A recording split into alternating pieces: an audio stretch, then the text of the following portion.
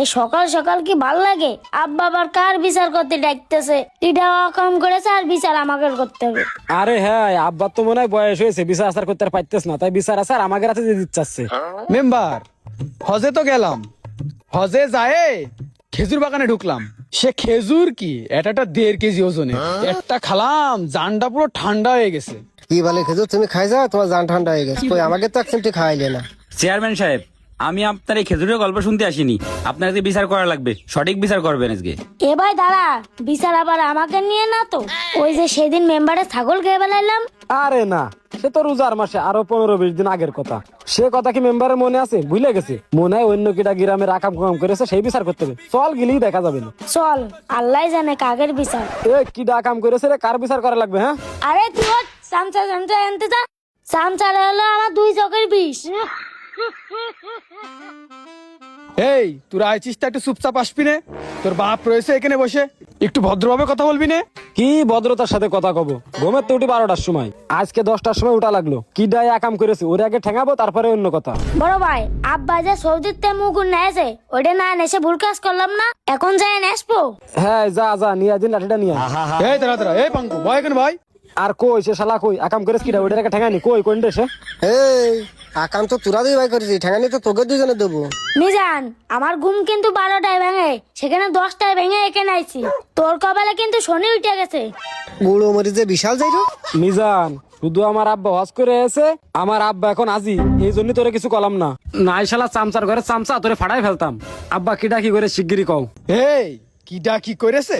তোরা মেম্বারের ট্যাঙাদারি ছাগল চুরি করে আবার মেম্বাররাই বুঝ করে খাওয়াইছিস? কি তোরা? চেয়ারম্যান সাহেব, তুমি আর কটক তাছে ডবল ওই দুটো। চেয়ারম্যান সাহেব, ওরা তো শুধু ছাগল খালি হয়তো, ওরা ছাগল একটা কচি বাচ্চা আছে, সেটাও খাইছে ওরা। ওদের তো মামলা হওয়া উচিত ওদের নামে। আমি তো চাইলাম এরপর আরো কয়টা বাচ্চা হবে, আমি চেয়ারম্যান ইলেকশন করব। ও এই ব্যাপার, দাঁড়াও তোমার চেয়ারম্যান ইলেকশন করাচ্ছি। শোনো মেম্বার, আমার ছেলে দুটো ছোট, না হয় একটা ভুল কাজ করে ফেলেছে, তারপর তোমার ট্যাঙাধারীটা রমজান মাসে রান্না করে ওরা খাইছে, তোমারেও খাওয়াইছে, আর এলাকার গরিব মানুষদের একটু বিলাই দিয়েছে। যাই হোক মেম্বার, মন টন খারাপ করে না। আমি তো সৌদিতে 1.5 কেজি ওজনের একটা খেজুর নিয়ে আসি, ওখান থেকে কাটে তোমার ভাবির কাছ থেকে নিয়ে আসি, নিয়ে মনটা ঠান্ডা করে নে। মেম্বার সাহেব, আমি প্রথমেই কইলাম এই চেয়ারম্যানের কাছে বিচার দেখিস হবে না। ওই ছেলে পেলে দুটো যে এরকম যাই রয়েছে, তার চেয়ে বেশি যাই ওর বাপ। এই চামচা, এই কি করছিস তুই? হ্যাঁ, রমজান মাস কিন্তু সামনে আরো আছে, আর ছাগল কিন্তু তোর বাড়িও আছে করে দিলাম। এ ভাই, রমজান মাস লাগে, কুরবানি তো দাদা, কুরবানি দেবো আমরা। চেয়ারম্যান সাহেব, এই দুটো সাবধান করো, তা নাহলে ঈদের আগে তোমার মান সম্মানটা গেল। এবার চামচা চামচার মুখ বন্ধ করতে কথা। ওই চামচার পরে কিন্তু আমার পুরনো রাগ রয়েছে, কথা বাড়ালেই কিন্তু ওর এখন আড়াই ঝুলবো। আর এখন বাপ টাপ কিন্তু মানবার না। কি মন দিচ্ছিলে? বাপ মানবি না? বাপ না বা, ওই কথার কথা। চেয়ারম্যান সাহেব, আপনার দুই আপনার সামনে দেখছেন কি করতেছে?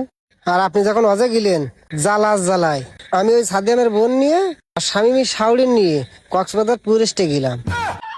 এই মিজান, কি করলি তুই? চেয়ারম্যান সাহেব, ওই আপনি একটু অজে গেলেন টুরিস্টে, আর আমি এগে দুজনে নিয়ে সিটাগাং গেলাম টুরিস্টে।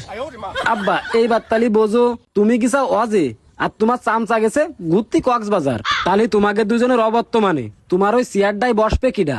আমরা। এই জন্যই আমরা দুই ভাই বইলাম বইসে রোজার মাসে প্রত্যেক দিন আমাদের মসজিদে ইফতারি দেয় খিচুড়ি। এই গরমেতে খিচুড়ি আর লোকের কয়দিন খাওয়াবো?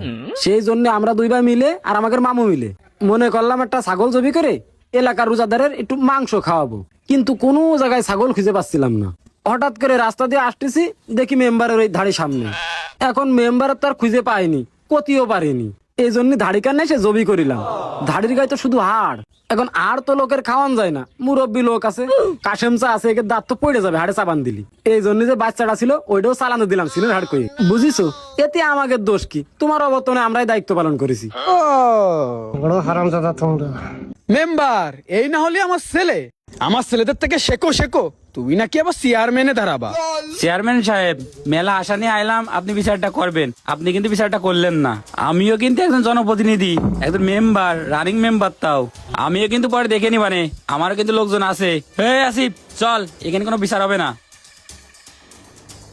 আরে মেম্বার, তোর ছেলের মুসলমানের জন্য একটা গরু রাখিস না, ওইটা সাবধানে রাখিস, নাই ওইটাও কিন্তু বুঝ করে দিবান বলো। দরকার লাগলে 2 সাইডে সিকিউরিটি গার্ড রাখেন, তা না হলে কিন্তু থাকবেন না। বাপ, আমি তো 2 মাস দেশের বাইরে ছিলাম, এই 2 মাসে তোরা অনেক সেবামূলক কাজ করেছিস, আমি বাপ হিসেবে অনেক গর্বিত। আমি চাচ্ছি আমি মরে গেলি আমার অবর্তমানে তোরা চেয়ারম্যানের দায়িত্ব পালন করবি। মিজান, জি চেয়ারম্যান। আমি মরে গেলি আমার অবর্তমানে আমার বড় ছেলেরে চেয়ারম্যানিতে দাঁড় করাই দিবা।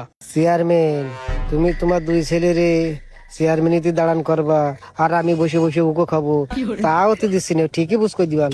ঠিক আছে, ওরাই তো আগামী দিনের ভবিষ্যৎ। হ্যাঁ, ওকে তো লাইন সাইজ করে দিতে হবে। আচ্ছা ঠিক আছে। আসিফ, চেয়ারম্যান তো ঠিকঠাক বিচার করলো না, বুঝলি?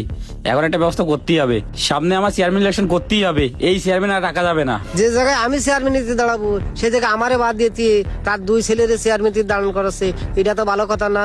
এর একটা ব্যবস্থা ঠিকই করতে হবে। দেই মেম্বারের সাথে যোগাযোগ করি। মেম্বারে দাঁড়া। কি হয়েছে? তুই চেয়ারম্যানের চামচা, আমার সাথে তোর কি কথা? শোনো, চেয়ারম্যানের সামসা থাকি, চেয়ারম্যানের সামসা হলে সবসময় চেয়ারম্যানের সাথে যুক্তি পরামর্শ করা যায় না। হ্যাঁ, কি কবি ক। আমি আবার একটু ব্যাংকে যাচ্ছিলাম কিছু টাকা জমা দিতে। ওরে তোমার টাকা জমা পরে দিয়ে নি, আগে ফয়সালা করে নি। কসি চেয়ারম্যান তো তোমার পার্টি দিয়ে দিলে, সে তো তুমি ভালো করে দেখলে।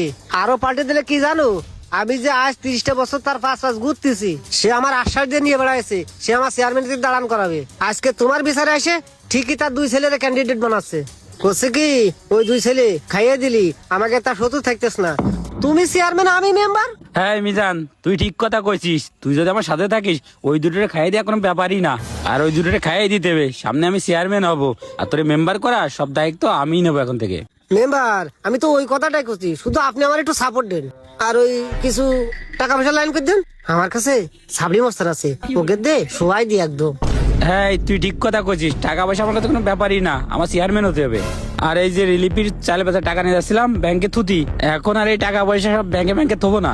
আসিফ দে, সব টাকা ওরে দে। এত টাকা, সব টাকা দিয়ে দেবো।